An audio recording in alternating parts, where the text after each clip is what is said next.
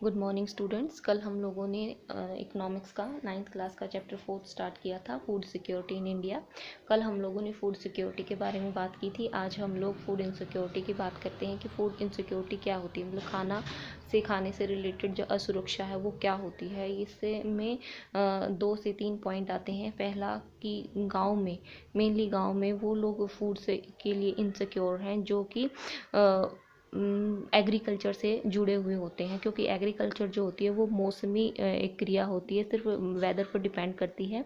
बारिश हुई तो अच्छा जो हमारी क्रॉप है वो हो गई। इसके अलावा जो क्रॉप अच्छी हुई, सारे काम नॉर्मल हुए, फिर भी जो एग्रीकल्चर में जो लेबर्स होते हैं उन्हें एम्प्लॉयमेंट सिर्फ 2 से 3 महीने मिलता है या 4 महीने मैक्सिमम होता है। इसके बाद वो फ्री हो जाते हैं और उस टाइम के लिए उनके पास खाने को ज़्यादा कुछ नहीं हो पाता है। इसलिए ये फूड सिक्योरिटी की प्रॉब्लम मेनली गाँव में ज़्यादा आती है, क्योंकि मौसम से रिलेटेड वहाँ पर एम्प्लॉयमेंट होता है। इसके बाद वो लोग आते हैं जिनके पास खुद की ज़मीनें होती ही नहीं है या फिर थोड़ी बहुत ज़मीनें होती है जिनसे उनका गुजारा नहीं हो पाता। तो ये फूड इनसिक्योरिटी है कि खाने की अवेलेबिलिटी नहीं होती। मेनली इसको एम्प्लॉयमेंट से जोड़कर हम लोग देख सकते हैं।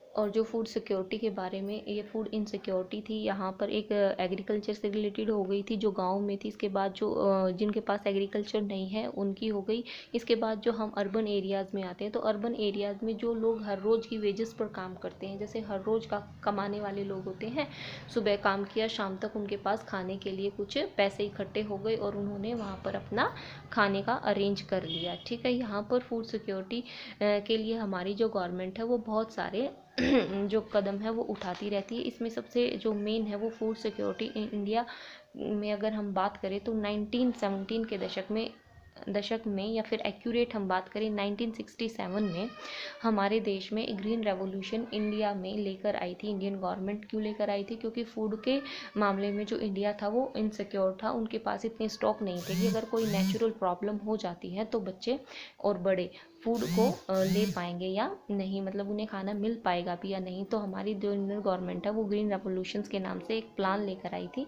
जिसमें अच्छे शीड्स और इरिगेशन फैसिलिटीज़ को ध्यान में रखा गया और देश में इतना ज़्यादा जो क्रॉप या फिर एग्रीकल्चर को बढ़ावा दिया गया कि हमारे पास एटलीस्ट हम लोग फूड को लेकर डिपेंडेंट हो जाएं। तो इसके बाद हमारे लिए दो मेन स्टेप हैं फूड सिक्योरिटी के, वो है बफर स्टॉक और public distribution system. Buffer stocks में होता है कि हमारी जो गवर्नमेंट है हमारे किसानों को मिनिमम सपोर्ट प्राइस डिक्लेयर करके उनके जो क्रॉप का एक मूल्य दे देती है, एक प्राइस दे देती है कि इससे कम, मिनिमम सपोर्ट प्राइस से कम आपकी क्रॉप को कोई नहीं खरीदेगा। अगर इस प्राइस पर कोई और नहीं खरीदता है, मतलब प्राइवेट जो बिजनेसमैन हैं, वो जो व्यापार का काम करते हैं, गेहूं चावल और अनाज वगैरह का, वो नहीं खरीदते हैं, तो हम इंडियन जो गवर्नमेंट है वो आपके अनाज को खरीदेगी। इंडियन जो मिनिमम सपोर्ट प्राइस है ये बहुत सारे डाटा को इकट्ठा करके बनाया जाता है कि जो एक खेत में कितनी कॉस्ट लगती है किसी भी क्रॉप को उगाने के लिए। इसमें कॉस्ट इंक्लूड होती है, फिर जो लेबर वगैरह का खर्चा है वो होता है। इसके बाद जो हमारा जो फार्मर होता है उसकी मैनेजमेंट कॉस्ट भी इसमें इंक्लूड होती है। तो इन 3-4 चीज़ों को मिलाकर मिनिमम सपोर्ट प्राइस, MSP इसकी शॉर्ट फॉर्म है, ये हमारी इंडियन गवर्नमेंट जो है वो डिक्लेयर कर देती है और इशू किया जाता है। जो प्राइस है, इशू प्राइस उससे थोड़ा सा ज़्यादा होता है, मिनिमम सपोर्ट प्राइस से थोड़ा सा ज़्यादा होता है इशू प्राइस। इस पर कोई भी आपके अनाज को खरीद सकता है। ये हमारी इंडियन गवर्नमेंट ने फैसिलिटीज़ दी है हमारे किसानों को। अब बात करते हैं पब्लिक डिस्ट्रीब्यूशन सिस्टम की। बफर स्टॉक हमारी गवर्नमेंट ने बना दिए, वो हमारी गवर्नमेंट के सर से एक बहुत बड़ा बोझ कम हो जाता है कि हमारे देश में इतना अनाज है कि हम अपनी देश की जनता को, अगर कोई क्राइसिस आ जाता है, वेदर से रिलेटेड कोई प्रॉब्लम क्रिएट हो जाती है, तो हम अपनी गवर्नमेंट को, अब हम अपनी जो पॉपुलेशन है उसको खाना प्रोवाइड करा सकते हैं। ठीक है, पब्लिक डिस्ट्रीब्यूशन सिस्टम के अंडर हमारी जो गवर्नमेंट है उसने बहुत सारी ऐसी जो शॉप हैं, 4.6 लाख के लगभग जो राशंस की शॉप है वो कंट्रीज़ में छोटे छोटे एरियाज़ में खोली हुई है और इन शॉप का नाम होता है फेयर प्राइस शॉप। ठीक है, तो इन फेयर प्राइस शॉप में एक जो पुअर जो लोग हैं, जिनके पास जो येलो राशन कार्ड और ये सारी चीज़ें होती हैं, मतलब वो बिलो पॉवर्टी लाइन होना चाहिए, यहाँ पर से वो अपना एक महीने का राशन खरीद सकता है। और ये जो राशन है वो हमारी इंडियन गवर्नमेंट बहुत ही कम कॉस्ट पर गरीब लोगों को अवेलेबल कराती है। इसमें महीने के राशन में 35 kg ग्रेन्स होते हैं, 5 लीटर केरोसिन होता है और 5 kg शुगर होती है। ये एक महीने के करीबन आपकी ज़रूरत की चीज़ें होती हैं। अब जब हम ये जो फेयर प्राइस शॉप होती हैं उसके लिए सबसे पहली कंडीशंस होती हैं कि आपके गांव में या फिर आपके शहर के आसपास एक फेयर प्राइस शॉप होनी चाहिए। गवर्नमेंट ने जो भी इसका नाम रखा है वो होनी चाहिए। इसके बाद उस शॉप पर भी वो सारे आइटम्स होने चाहिए जो आपको ज़रूरत है, ठीक है। और इसके बाद एक थर्ड कंडीशंस है कि उस शॉप की जो प्राइस हैं, जो फेयर प्राइस शॉप है, उस शॉप की प्राइस दूसरी किराना की शॉप की प्राइस से कम होनी चाहिए। ये वहाँ की मेन ये डिजीज़ है। अब हमें फाइंड आउट क्या करना होता है कि हमारे पास जब हम कुछ कंडीशंस है कि हम इन शॉप से खाना ले सकते हैं कि हमारे पास जो है वो राशन कार्ड होना चाहिए और फैमिलीज़ के जो लोग हैं वो उसमें इंक्लूड होने चाहिए। और आपके पास क्या है, एक राशन की जो प्रॉब्लम्स होती हैं हमारे सामने, उससे रिलेटेड बहुत सारी ऐसी प्रॉब्लम थी, नेसेसरी प्रॉब्लम थी, जो हमारी इंडियन गवर्नमेंट ने क्या की थी, सॉल्व की थी। ये मेन प्रॉब्लम जो आई थी, जो राशन की दुकान खोलने की ज़रूरत जो आई थी, वो क्यों आई थी कि 1940s में बंगाल में बहुत बड़ा क्या है, एक सूखा पड़ गया था, अकाल पड़ गया था, बारिश नहीं हुई थी। और ये NSSO ने जो सर्वे किया था कि इसमें करीब करीब 30 लाख जो लोग थे वो उनकी खाने की कमी की वजह से डेथ हो गई थी। और 1917 में हमारी जो गवर्नमेंट है उन्होंने एक प्रोग्राम चलाया था, पब्लिक डिस्ट्रीब्यूशन सिस्टम का, PDS का, कि भाई अगर देश में अकाल पड़ता है तो हमारी इंडियन गवर्नमेंट की जिम्मेदारी है कि वो सब लोगों में खाना डिस्ट्रीब्यूट कर दे। और इससे लेकर हमारी इंडियन गवर्नमेंट ने बहुत सारी ऐसे प्लान चलाए थे कि जिससे गरीबी भी कम हो और लोगों को खाना भी मिल जाए। तो जिसमें मिड डे मील, आप लोग बहुत सारे बच्चे देखते होंगे कि गवर्नमेंट स्कूलों में हमारी गवर्नमेंट अच्छा खाना गरीब बच्चों को जो गवर्नमेंट स्कूल में पढ़ते हैं उनको मिड डे मील क्या है, प्रोवाइड कराती है, एक दोपहर का खाना प्रोवाइड कराती है। इसके बाद FFW मतलब काम के बदले अनाज जो दिया जाता था। और चाइल्ड को लेकर बहुत सारे प्रोग्राम चलाए गए थे, चाइल्ड डेवलपमेंट सर्विसेज के नाम से बहुत सारे प्रोग्राम चलाए गए थे। 1975 में आया था। इसके बाद आया था 1917 में। इम्पोर्टेंट बहुत सारे ऐसे प्रोग्राम थे। पब्लिक डिस्ट्रीब्यूशन सिस्टम भी करीब करीब 1917 के आसपास का चला हुआ है। तो इसमें से आप अपने टाइम के अकॉर्डिंग सारी प्रोग्राम जो है वो नोट कर लेना अपने असाइनमेंट में।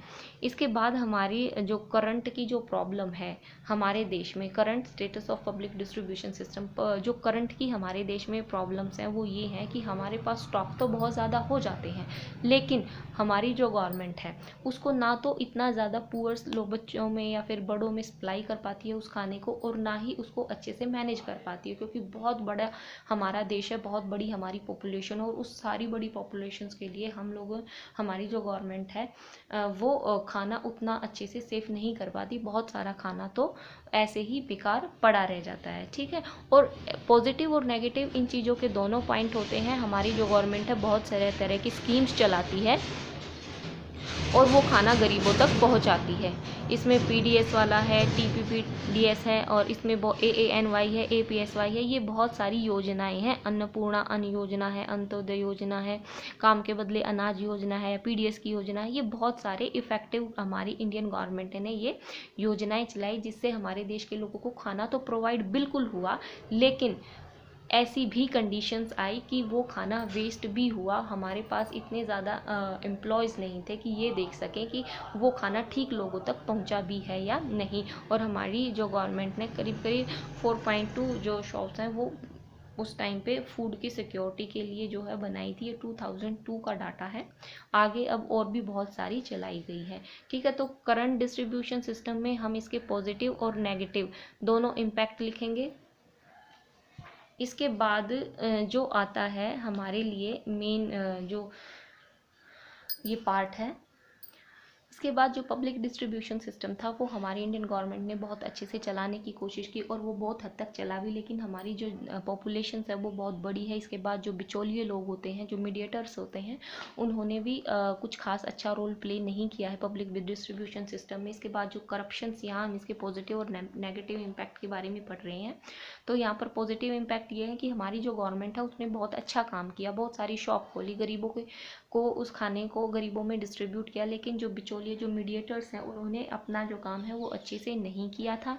और यहाँ पर ना तो लोगों के पास इतने ज़्यादा अच्छे से राशन कार्ड है और ना ही बहुत ज़्यादा फैसिलिटीज़ हैं कि उन लोगों को हम ये देख सके, हमारी गवर्नमेंट ये देख सके उन लोगों को तक जो खाना है वो अच्छे से पहुंच रहा है। यहाँ पर पंजाब, हरियाणा, मध्य प्रदेश, आंध्र प्रदेश वगैरह की अगर हम बात करें तो कुछ लिमिटेड एरिया में तो ये अच्छे से काम किया इसने, लेकिन जो ऐसे स्टेट्स हैं जहाँ पर खुद का अनाज नहीं होता, वहाँ पर ये जो सिस्टम है वो बहुत अच्छे से काम नहीं कर पाया। मुश्किल से 15 से 20% लोगों के पास ये खाना अच्छे से पहुँचा, लेकिन कुछ खाना ऐसा भी रह जाता है कि जो हमारी गवर्नमेंट है उसके स्टॉक में वो खाना पड़ा पड़ा ख़राब हो जाता है, बारिश में भीग जाता है, मैनेजमेंट की प्रॉब्लम्स आती है।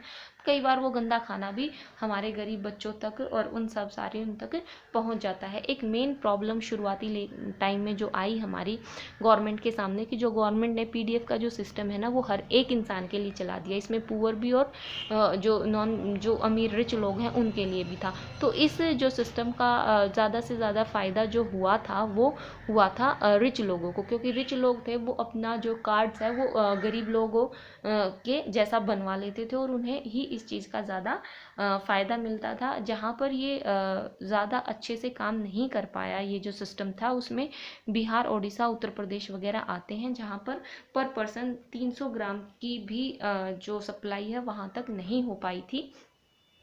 तो ये इसके पॉजिटिव और नेगेटिव इम्पैक्ट है, इसको अच्छे से पढ़ लेना।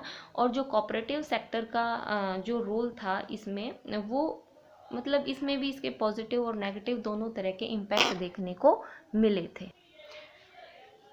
जो हम अपनी अगर बात करें कोऑपरेटिव सेक्टर की, तो कोऑपरेटिव सेक्टर में मेनली जो पार्ट्स रहा था इनका पॉजिटिव ही रहा था, उतना खैर गलत नहीं रहे ये लोग। और हम लोग बात करें तो बिल्कुल समुद्र के साथ लगते हुए देशों की, तो वहाँ पर तो बहुत अच्छे से काम हुआ था, लेकिन जो हमारा नॉर्थ का जो एरिया था उसमें इतना ज़्यादा अच्छे से नहीं हुआ था। अगर हम बात करें तमिलनाडु में जो बहुत सारी राशन की शॉप थी वो चलाई गई थी, और 94% जो शॉप थी वो हमारी जो ये कोऑपरेटिव सेक्टर की जो सोसाइटी थी यही चलाती थी। इसके बाद दिल्ली में भी बहुत अच्छे से काम हुआ, महाराष्ट्र वगैरह में अकेडमी की जो डेवलपमेंट साइंस के संगठन थे उन्होंने अनाज बैंकों की स्थापना की थी। बहुत बड़े बड़े उन लोगों ने बैंक चलाए थे अनाज के, जहाँ पर आज भी हम लोग अगर देखें ना तो वहाँ पर ये सिस्टम बहुत अच्छे से काम कर रहा है और बहुत अच्छे नेटवर्क के साथ मिलकर उन्होंने यहाँ पर ये काम चलाया था। अब आप इस चैप्टर को अच्छे से पढ़ लेना और इस पे एक असाइनमेंट बना लेना, शाम तक आपको क्वेश्चन आंसर भी मिल जाएंगे।